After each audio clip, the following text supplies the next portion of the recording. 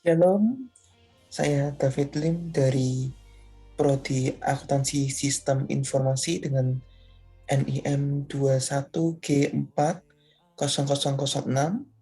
Oke, pada kali ini saya akan memberikan video reaction mengenai teologi moral pada pertemuan pada tanggal 16 Juli 2022.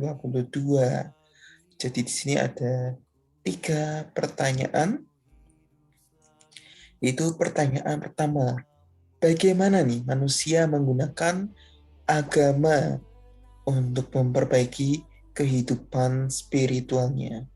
Oke, jadi di sini saya memberikan 3 poin, yaitu yang pertama itu rutin datang beribadah. Beribadahlah dengan sepenuh hati, yaitu beribadah untuk memuliakan dan merindukan kehadiran Tuhan di dalam kehidupan kita, yaitu melalui ibadah mingguan di gereja bisa, atau juga mungkin ibadah setiap hari jika gereja menyediakan, seperti mungkin persekutuan atau mungkin komsel-komsel yang lainnya yang diadakan seminggu sekali atau mungkin sebulan sekali, atau mungkin kegiatan gereja lainnya.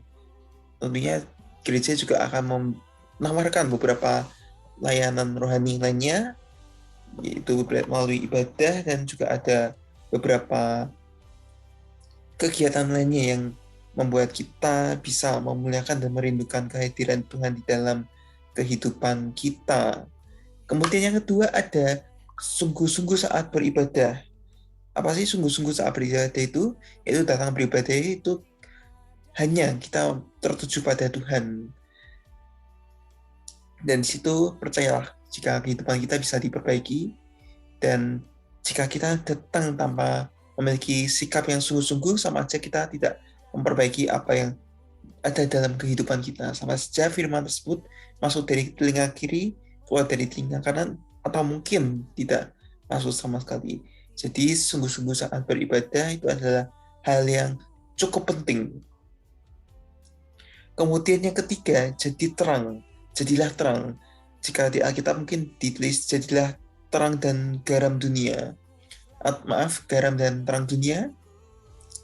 Tapi pada kali ini saya akan ingin membahas secara mendalam mengenai terang. Jadi teladan bagi orang sekitar kita, itu adalah makna dari jadilah terang. Oke, di situ agama dapat memperbaiki spiritual kehidupan kita sendiri, bahkan spiritual orang lain gitu. Jadi menjadi terang itu merupakan hal yang biasa, yang luar biasa untuk memperbaiki kehidupan spiritual, hal karena terang tersebut jadi memperbaiki kehidupan diri sendiri dan orang lain dan orang-orang di sekitar kita untuk memiliki hubungan spiritual yang baik terhadap agamanya.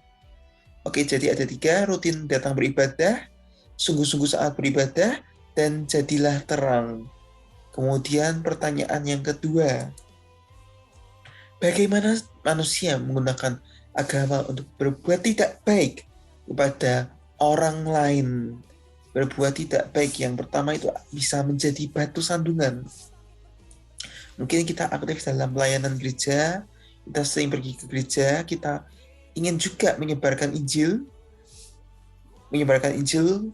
Apa sih yang membuat orang biar bisa memiliki hubungan spiritual yang baik? Tapi jika diri kita sendiri tidak melakukan apa yang kita bicarakan, bahkan itu akan membuat orang lain seolah-olah menganggap omongan kita itu merupakan hal yang tidak benar, dan akan menjadi batu sandungan bagi orang lain yang mungkin baru percaya kepada agama. Kemudian di akhir-akhir ini juga banyak nih ajaran sesat. Jadi hati-hatilah terhadap ajaran sesat. Kalau kita tahu di dunia maya itu ada yang namanya hoax.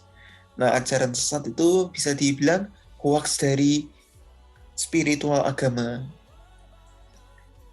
Seperti apa mungkin yang saya tahu itu ada Children of God, itu juga menurut saya sesat.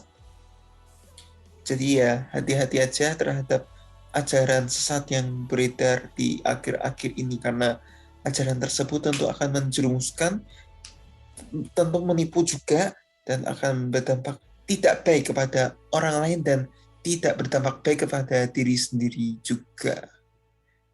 Dan pertanyaan yang terakhir, apakah agama bisa merubah orang yang baik, yang tidak baik menjadi lebih baik?